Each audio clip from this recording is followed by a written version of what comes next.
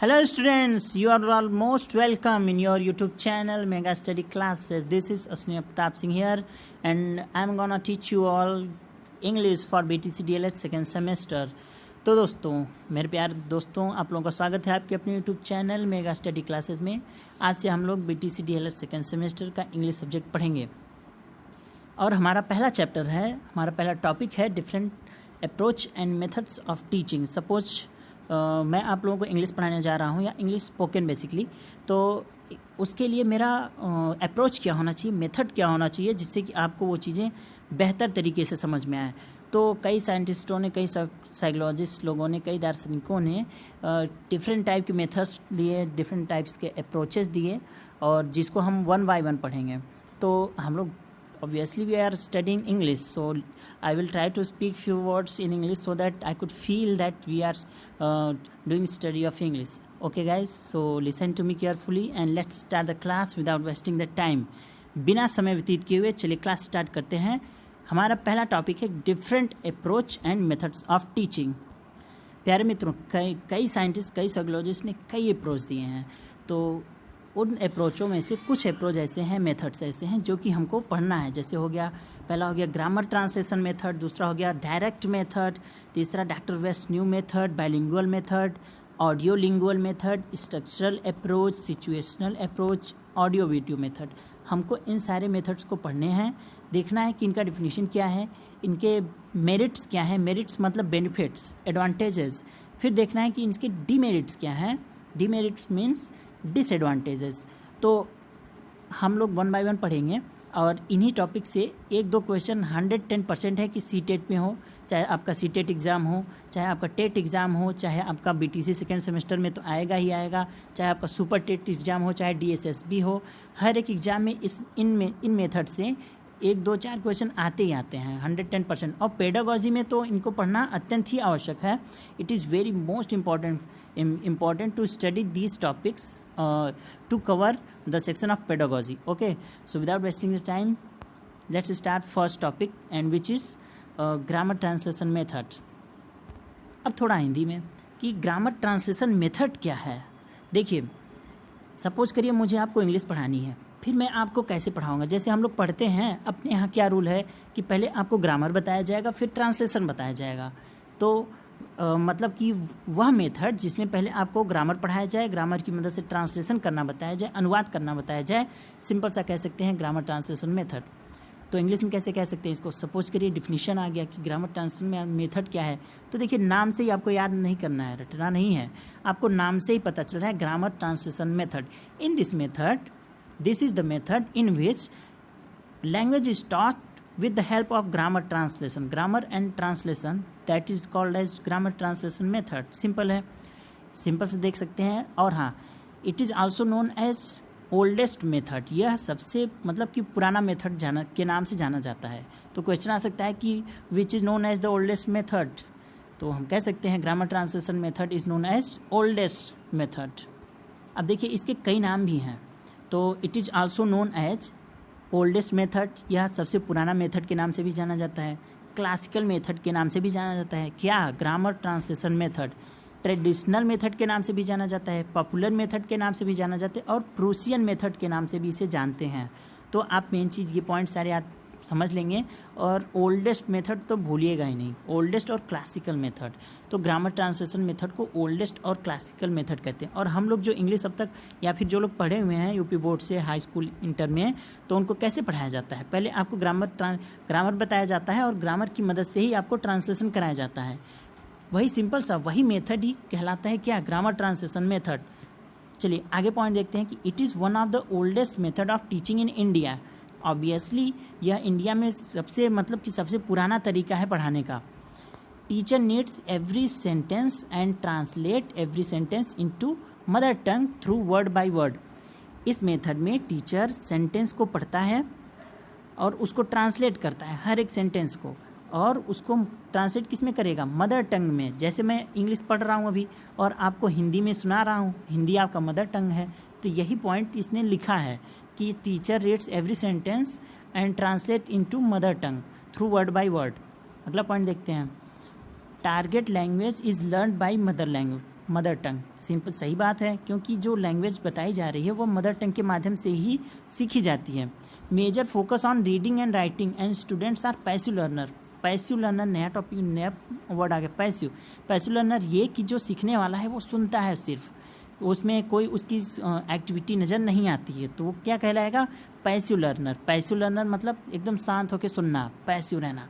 Active learner मतलब खूब active रहना, उसके साथ एक्टिव रहना, उसकी क्रिया में भाग लेना। तो क्या होता है कि इसमें जो फोकस किया जाता है सिर्फ रीडिंग और राइटिंग पे। देखिए, आपको जब ग्रामर वगैरह पढ़ाया जाता है इंग्लिश में, तो आपको रीडिंग और राइटिंग पे ही मेनली फोकस किया जाता है। स्पीकिंग पे किया जाता है क्या, या लिसनिंग पे किया जाता है? नहीं, सिर्फ आपको रीडिंग कराई जाती है और राइटिंग कराई जाती है। And focus on rules of grammars, obviously सही बात है, इसमें ग्रामर पर ही मेनली फोकस किया जाता है। आ सकता है कि what are the merits of grammar translation method, तो आप ये सारे पॉइंट्स लिखेंगे और कहेगा कि what is grammar translation method. तो सिंपल से आप अपने लैंग्वेज बता सकते हैं कि this is the method in which language is taught in mother tongue and firstly we have to do the translation with help of grammar. Simple है, और उसके बाद आप इसके मेरिट्स सारे बता देंगे। अब हम बात करते हैं कि इसके डीमेरिट्स क्या क्या है, मतलब फ़ायदे तो हैं लेकिन इसके नुकसान क्या क्या हैं। देखिए, अनवांटेड मेथड, LSRW। अब नया वर्ड आ गया LSRW। आगे हम पढ़ेंगे different type of skill, listening skill, listening, speaking, reading and writing skill. 4 type के स्किल होते हैं। पहला होता है लिसनिंग, दूसरा स्पीकिंग, तीसरा रीडिंग, चौथा राइटिंग। लेकिन इसमें ये सारे चारों मेथड को निगलेक्ट करता है ये। क्यों? क्योंकि इसमें सिर्फ रीडिंग और राइटिंग पर फोकस करता है, रीडिंग और राइटिंग, और लिसनिंग, स्पीकिंग को यह टोटल से अवॉइड कर देता है। स्पीच निगलेक्टेड, इस मेथड में जो स्पीच है वो उसको निगलेक्ट किया जाता है, सिर्फ और सिर्फ रीडिंग और राइटिंग पर फोकस करते हैं। तो ये इसके दो क्या हो गए?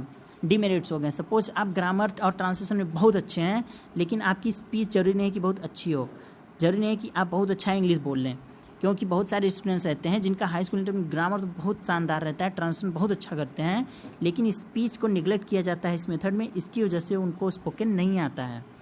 अगला, grammar is taught by rule not by use. इसमें ग्रामर को रूल बाय रूल बताते हैं, लेकिन इसका यूज कहीं नहीं बताया जाता, क्या यूज है, कैसे यूज है, इसका यूज नहीं किया जाता। यूज इन द सेंस कि इसको स्पीच करने में इसका यूज़ नहीं करते हैं ग्रामर ट्रांसलेशन मेथड में। ऑब्वियसली सही बात है, क्योंकि आप लोगों ने अब तक ग्रामर ट्रांसलेशन मेथड से ही तो इंग्लिश पढ़ा है।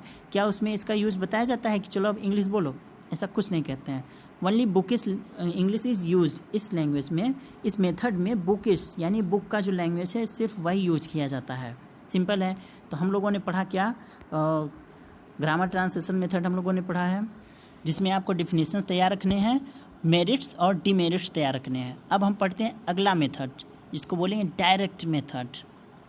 दोस्तों, अगर मुझे आपको इंग्लिश पढ़ानी है तो मैं आपको चाहे ग्रामर ट्रांसलेशन मेथड से पढ़ाऊँ, चाहे मैं डायरेक्ट आपको पढ़ाऊँ। जैसे जो CBSE बोर्ड में पढ़ते हैं, जो छोटे छोटे बच्चे, उनको ग्रामर नहीं पढ़ाया जाता, उनको डायरेक्ट मेथड से ही पढ़ाया जाता है। सपोज करिए आपके घर पे कोई छोटा बच्चा होगा LKG UKG 1 2 3 में, और वो CBSE बोर्ड इंग्लिश मीडियम से पढ़ रहा है, तो वो कैसे पढ़ता है? उसको वहाँ पे ग्रामर नहीं बताया जाता, बट फिर भी उसको इंग्लिश आती है, क्योंकि उसको डायरेक्ट इंग्लिश बुलाने की प्रैक्टिस करी जाती है। तो इस मेथड को क्या कहते हैं? डायरेक्ट मेथड कहेंगे। तो देख लेते हैं इसमें क्या कह रहा है। इन this method language is taught directly without help of mother language. इसमें मदर लैंग्वेज का कोई रोल नहीं होता, आपको डायरेक्टली इंग्लिश टॉट कराया जाएगा, चाहे आप गलत हैं चाहे सही।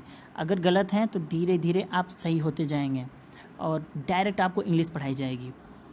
It is also known as natural और रिफॉर्म मेथड। या इस मेथड को नेचुरल या रिफॉर्म मेथड भी कहते हैं। It is opposite of grammar translation method. जाहिर सी बात है, उसमें पहले ग्रामर बताया जाता है, ट्रांसलेशन कराया जाता है, लेकिन इसमें ग्रामर वगैरह नहीं बताया जाता है, डायरेक्ट आपको इंग्लिश बोलने के लिए दिया जाएगा। तो इस मेथड को क्या कहेंगे? Direct method. It focus on listening and speaking. यह जो है फोकस करेगा सिर्फ और सिर्फ सुनने पे और बोलने पे। मतलब आपको सुनना है, और जो सुना आपने वही आपको क्या करना पड़ेगा? बोलना पड़ेगा। Whatever you are listening you have to speak that word. For teaching pictures, objects and actions are used. मतलब इस मेथड में आपको टीचिंग कराने के लिए पिक्चर का यूज़ किया जाएगा, ऑब्जेक्ट्स का यूज़ किया जाएगा, एक्शन के द्वारा आपको भी बताया जाएगा। जैसे आपको कोई पिक्चर दे दिया जाएगा, बताएगा कि आप डायरेक्ट इसके बारे में इंग्लिश में कुछ वाक्य बोलो, इसके बारे में बताओ। आपको कुछ ऑब्जेक्ट्स दे दिए जाएंगे, उसका यूज़ करने के लिए बोला जाएगा इंग्लिश में। कुछ एक्शन दे दिए जाएंगे, प्ले करने के लिए दे दिया जाएगा कि चलो प्ले करो इंग्लिश में ही। तो ये रहे इसके मेरिट्स। अब हम बात कर लेते हैं कि इसके डीमेरिट्स क्या क्या हैं। It does not focus on reading and writing, मतलब डायरेक्ट अगर आपको बोलना सिखाना बताया जाएगा, उसमें ग्रामर वगैरह कुछ नहीं बताया जाएगा, तो आपको रीडिंग और राइटिंग करने के लिए कुछ बचा ही नहीं है। तो इसका डीमेरिट यही है कि यह जो है वह रीडिंग और राइटिंग को टोटली निगलेक्ट करता है।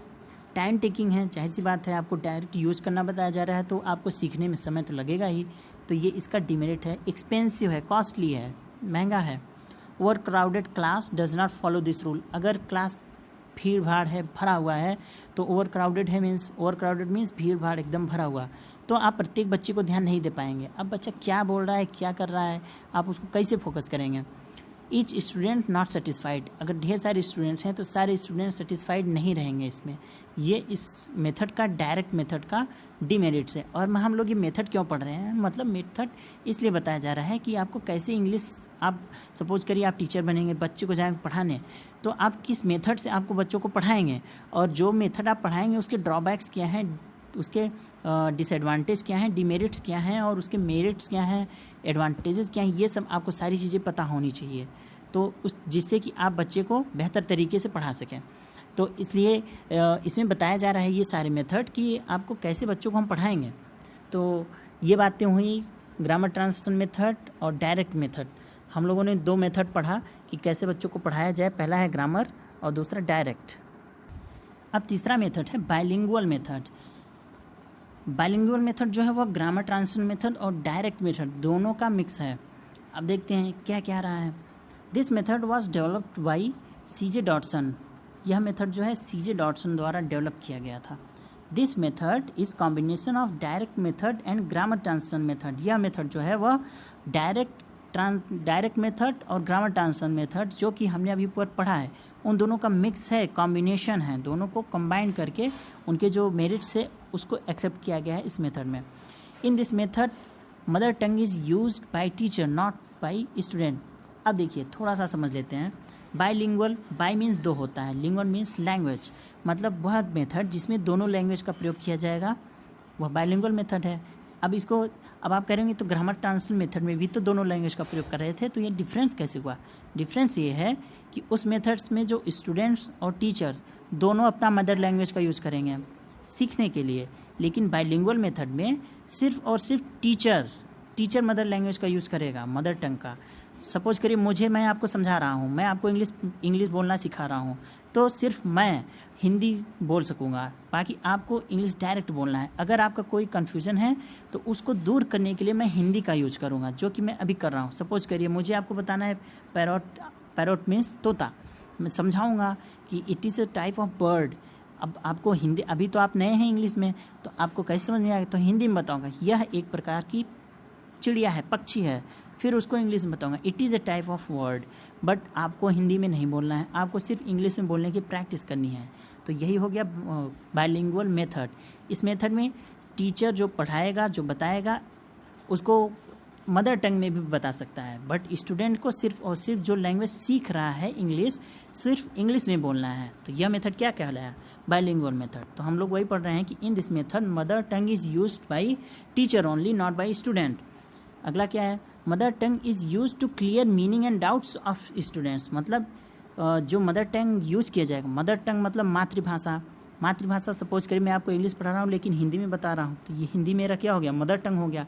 तो जो डाउट्स हैं और मीनिंग्स हैं उसको क्लियर करने के लिए स्टूडेंट का मदर टंग यूज़ करना पड़ेगा, यूज किया जाता है किसके द्वारा, टीचर के द्वारा। इसमें 3P सिद्धांत भी दिए गए हैं। अब 3P सिद्धांत आपको इसके फुल फॉर्म याद होने चाहिए। 3P, पहला P presentation, practice, product. Presentation suppose कर मैं आपको प्रेजेंट कर रहा हूँ, जो मैटर मुझे आपको पढ़ाना है वो मैं आपको प्रेजेंट कर रहा हूँ, तो यह क्या कहलाएगा, प्रेजेंटेशन। फिर आप उसका प्रैक्टिस करेंगे तो उसका प्रोडक्ट निकल कर आएगा, मतलब ये कि आप इंग्लिश सीख लोगे। तो इसमें 3P सिद्धांत आएंगे। फुल फॉर्म पूछ सकता है what does P means in 3P सिद्धांत, 3P principle. What does 3P means in 3P principle. तो आप लिखेंगे पहला कि first P presentation, second P practice, third P product. कैसे, मैं आपको प्रेजेंट करूँगा, जो मैटर आपको बताना होगा मुझे आपको बताना होगा, फिर आप उसका प्रैक्टिस करेंगे तो उसका प्रोडक्टिविटी निकल कर आएगी। तो ये हो गया 3P प्रिंसिपल। अगला है डीमेरिट्स क्या है, इसके भी कुछ कुछ डीमेरिट्स हैं। इसमें क्या किया गया है, reading and writing practice ignored, इसमें भी रीडिंग और राइटिंग को इग्नोर किया गया है, ओनली लिसनिंग एंड स्पीकिंग को बताया गया है। लैंग्वेज मिक्स्ड हैबिट, इसमें क्या है कि जो आदत हो जाती है वो लैंग्वेज मिक्स्ड हो जाती है, मतलब ये कि आप सुनोगे हिंदी और करना आपको इंग्लिश है तो आपकी जो हैबिट हो जाएगी वो मिक्स हो जाएगी, language mix, Hindi English mix हो जाएगा। स्टूडेंट्स आर पैसिव लर्नर, मतलब स्टूडेंट्स सिर्फ और सिर्फ सुनेंगे, उनकी कोई एक्टिविटी नहीं आएगी नज़र। तो ये इसके 3 क्या हो गए, डीमेरिट्स हो गए। डीमेरिट्स मतलब ड्रॉबैक्स, कमियाँ। Students are passive learner.